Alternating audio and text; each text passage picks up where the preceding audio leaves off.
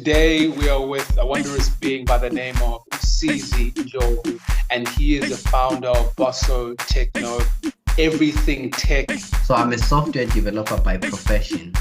Our group name was BossaTech. We were calling ourselves bosses of technology. So that's where the name came about. I have to say, financial literacy. You need to be financial literate because you will be managing money here. So let's say you get a good contract, a good contract that maybe gives you 500,000 a month or so. If you don't know money, you're gonna have a problem handling that much money.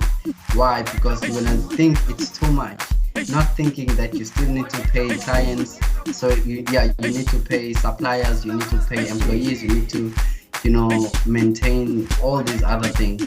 So financial literacy for me, I mean, you can't be an entrepreneur and not being disciplined in your finances. I'm all over social media, but the space that I'm very active on is LinkedIn. LinkedIn is Msizi Ndlovu. Msizi Ndlovu. So that's my name across all social media platforms.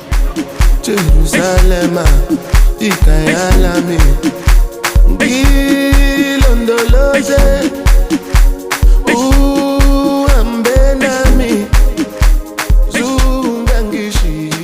How's it, guys? Welcome to another episode on the Reality Shift Show. Today we are with a wondrous being by the name of Msizi Ndlovu, and he is the founder of BossaTech, everything tech. And it's an absolute honor.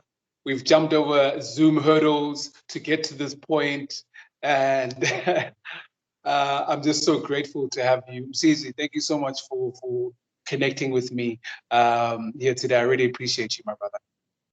Thank you so much, brother. Thank you for having me. Yeah, man. Yeah, man. So as I said, before, as we were just chopping it up and getting to know each other, Sure. I've got a ton of questions here for you. But I'm gonna allow. We're just gonna, have a nice flow into it. But let's just start from the beginning. Let's just talk to us about who you are as an individual, as Msizi Ndlovu, and how he was raised, so we understand the core of who he is and what has driven him and made him to be the person that he is today. Yeah. Msizi is a young guy who was born and grew up in Clermont, and then we then moved to Enchongweni. Many people don't know that place. I normally say near Hammersdale because people are familiar with Hammersdale. So, and then we moved to Hammersdale. Well, my schooling, I started in Clermont. That's where I started my my lower grades, and then I finished my grade 12 in Chongweni in a school called Moya. Yeah, so it was a disadvantaged school. It's in a deep rurals. But after that, man, I then went to the university. I went to MUT, Mangosuthu. I did my IT there. Okay. I did software development. I majored with software development. So I'm a software developer by profession. And then I moved to DUT. I did my BTech there. And then after BTech, I was then hired at DUT. So he took me in. So yeah, so that is my journey, man. I was always ambitious about so many things, especially tech and businesses. One thing about technology is that it keeps on moving, and I could not help it but to see that there's so many opportunities in this field. So I wanted to tap into that field myself. So that's how I developed, the love for technology. I started developing my own software. I started collaborating with other people. I started approaching companies to, wanting to create software for them. So yeah, that has been my journey, my guy. That's me in a nutshell. We're going to expand a lot more on this, especially the opportunity in tech and in South Africa in particular. But let's start with BossaTech now. Let's talk to me about how that came about. How did you start it, and what was the inspiration? So Bosso Techno, I started it. Okay, let me tell you about the name first. Okay. As you can see my banner behind me, so the name was my project. What in fact it was our project for our third year software development project, right? So I borrowed that name from my group in 2013, right? When we were doing our final project. So let me just give you this background. When you third years in software development, you are asked to develop a real software. You need to go to a company, approach a company, ask that you develop a program for them, a software or a system, and then you solve that problem for them, and then you deploy it, you give it back to the client. So our group name was Bossa Techno. We're calling ourselves bosses of technology. So that's where the name came about in 2013. And then and then 2014, I then came to DUT to do my BTech, right?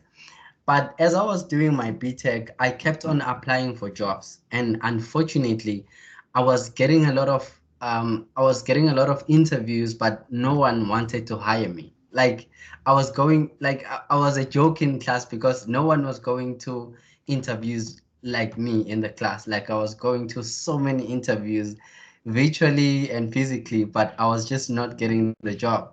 So I just thought about, you know what? I have this company that I'm thinking about.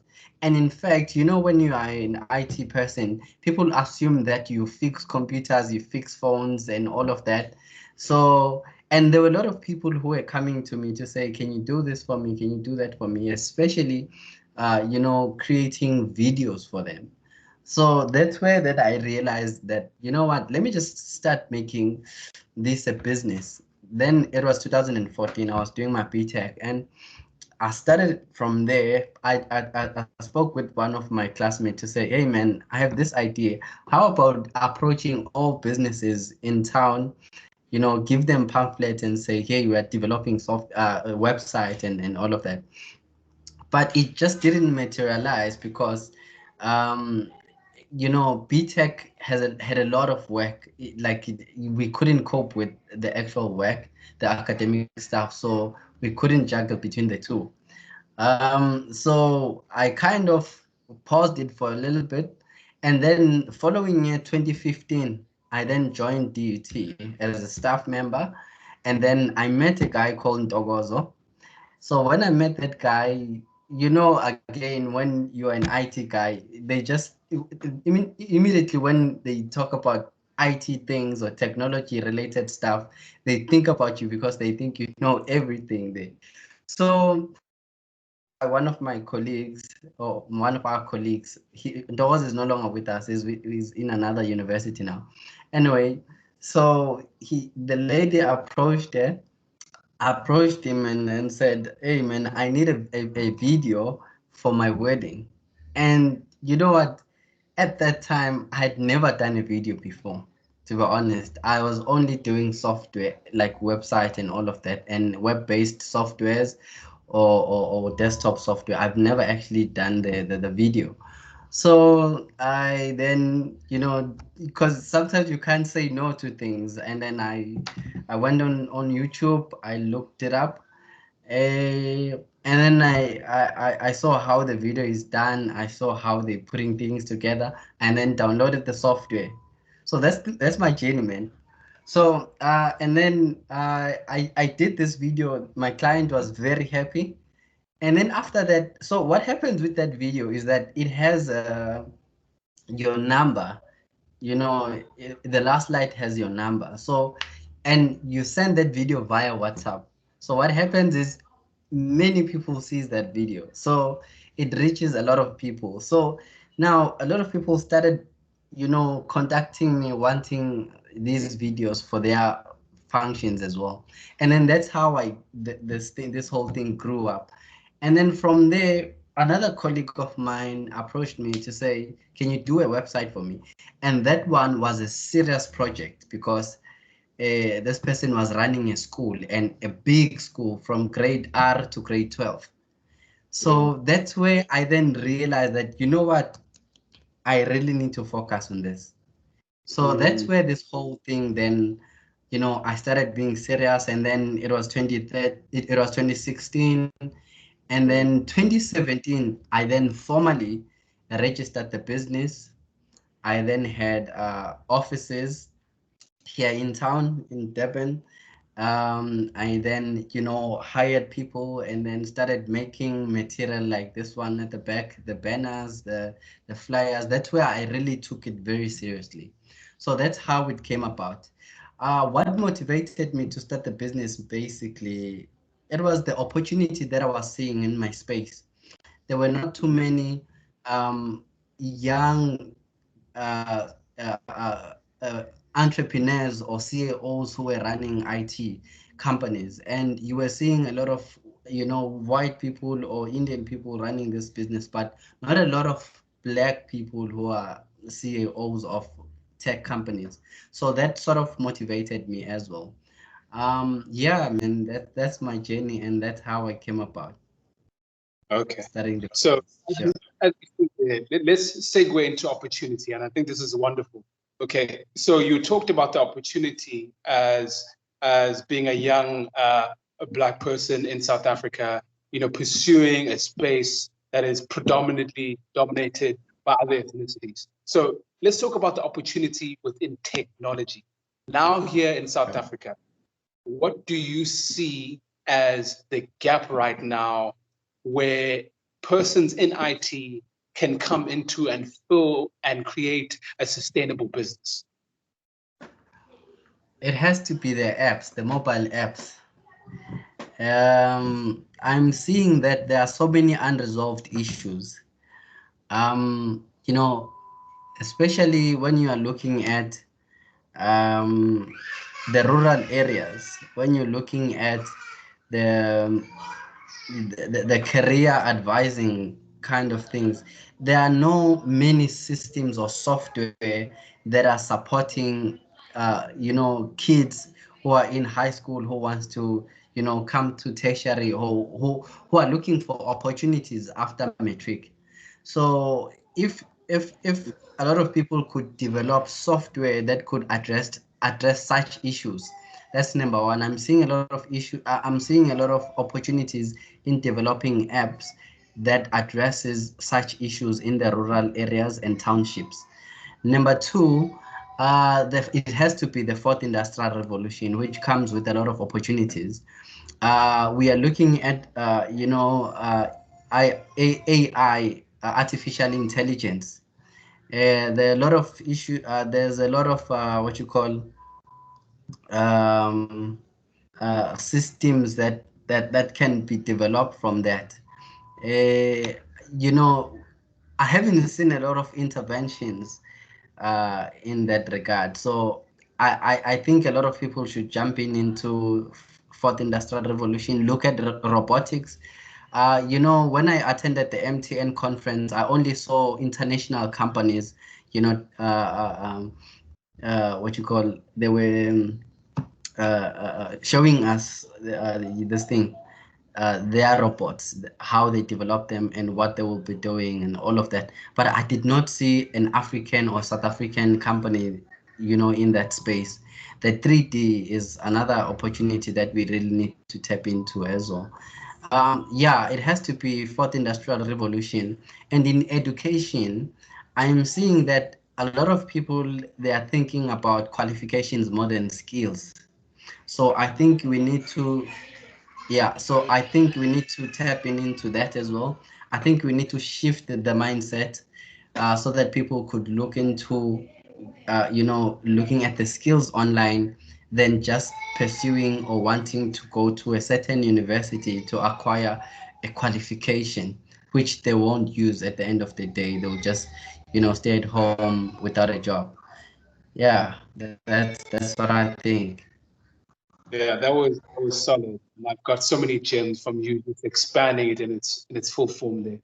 So now I want to touch on you personally, or rather the business rather, uh, and let's talk about the challenges that you have faced from the lockdown, the lockdown, COVID-19 within the business, and what has been the dynamics and how have you been able to overcome them?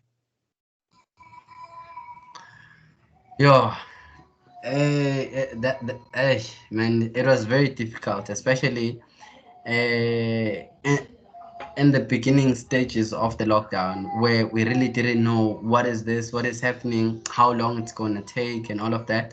It was very difficult, particularly because my business has always been a physical business where my staff would come to offices and then we sit down and talk. Now we now had to look into, having to procure data for all of them because now they'll be in their homes. And most of my equipment is the desktop equipment. So they had to move that as well. So it's been really a struggle in terms of resources, the data part and the actual equipment, the desktops and the laptops. So that was my main issue, to make sure that these guys, they don't use this data for for other things, because initially, one of my guys would come to me and say, hey, I've run out of data, but you have just loaded the data for this person like not too long ago. Right. So that was the biggest issue that I was having.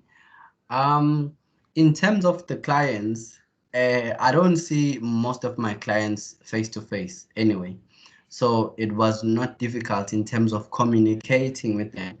However, the issue now was them paying me now because they were also affected by this pandemic, and most of them, they run physical businesses like the school one, and others into motor industries and all of that. So those are physical businesses, they own garages and all of that. So now it was not easy for them to pay me as the time goes by, so it really affected me there.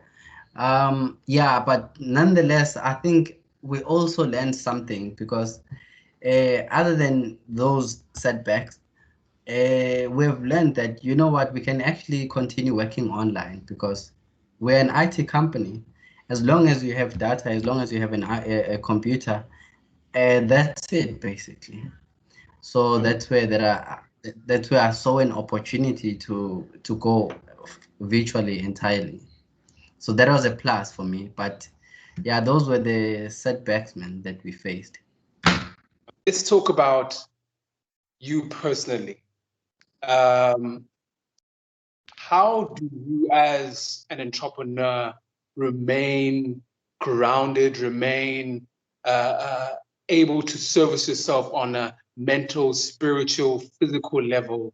Because now, as a result of COVID-19 and the lockdown, we are faced with so many things within communities, within culture. Everybody has humanity.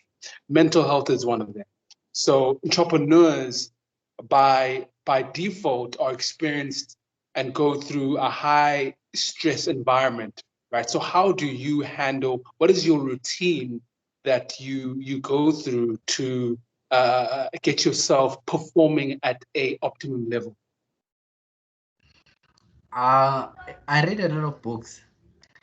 I read a lot of books, and I think that sort of grounded me because the books that I'm reading, I only read business books, by the way. So those books, they teach me a lot about self-discipline, about being grounded, about respecting your business, respecting everything you do. So I read a lot of books and I watch a lot of videos. My go-to people, it's Jim Rohn, it's John Maxwell, It's Brian Tracy, um, Jack Ma. Those are the people that I really, every time when I need a motivation, when I need some sort of inspiration, in case I see that, what, I'm losing myself now, I just go back and check those videos. And yeah, man, I also write my own books. There's one that I'm done writing now. I'm just waiting for the editor. It's in the editing process, and I'm doing my second book. So those are the things that sort of ground me, that keeps me grounded.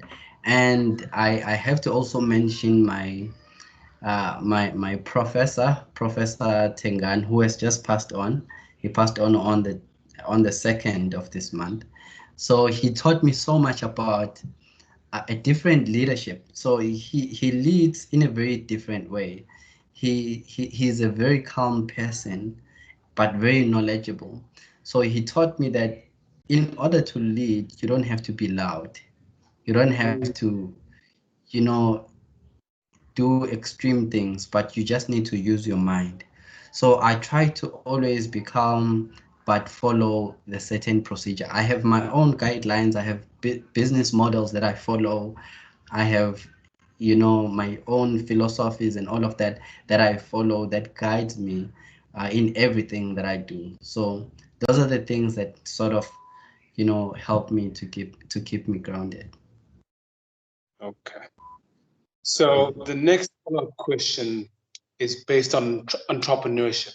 Would you say are the skills that any individual develop or traits in order to function as an entrepreneur? I suppose one of them that you said, continuously consuming information. So what are the others that would be a necessity as a leader, as an entrepreneur? If you follow my post on LinkedIn, I always talk about these skills. Number one, you need to be a good listener. You need to listen very well. You need to have good networking skills. You need to have sales skills. You need to talk to people, sell your ideas, sell yourself, sell your dream. You need to be a hard worker. I know a lot of people who come to me. I'm a coach myself, right? I'm a business coach who would come to me and say, Msizi, I have this idea. I want to do one, two, three, but they don't put in the work. So you cannot say you want something, but you don't want to work hard to get what you want. So you need to be a hard worker. You need to, I have to say, financial literacy. You need to be financial literate because you will be managing money here. So let's say you get a good contract, a good contract that maybe gives you 500,000 a month or so. If you don't know money, you're gonna have a problem handling that much money. Why? Because you're gonna think it's too much, not thinking that you still need to pay clients. So you need to pay suppliers, you need to pay employees, you need to, maintain all these other things. So financial literacy for me, I mean, you can't be an entrepreneur and not being disciplined in your finances. So yeah, those are the skills that I think every entrepreneur needs to have. So, my friend, yeah, we've gone through literally everything. My list here, and I'm looking at it. We've plowed through it, and we've literally plowed through it. But finally, can we just give the persons watching this video, your handle, how to connect with you, how if they want to, do business with you, where can they find you, or connect with you as a personal brand? Where can they find you? I'm all over social media, but the space that I'm very active on is LinkedIn. LinkedIn is Msizi Ndlovu. Msizi Ndlovu. So that's my name across all social media platforms. We'll find you everywhere on Msizi Ndlovu. And your website is? My personal website is Msizi Ndlovu. My company website is BossaTechno. BossaTechno, www.bossatechno.co.za. Wonderful. And so, guys, it's been an absolute honor to have this conversation with Msizi. And I hope you've learned, and I hope we can grow from each engagement in this time and the way of existing. And please do like, subscribe, and follow at The Reality Shift SA on Facebook, Instagram, Twitter, LinkedIn, and at Litwa and Bolton on all of those platforms as well. And for me, Litwa, I'm completely out. This has been wonderful. Msizi, thank you, my brother. I appreciate you. And it's all about growth and moving forward in love. Thank you so much. Thank you so much, my brother. All the best in everything that you do. May God keep you and continue to support you in whatever you're doing, brother.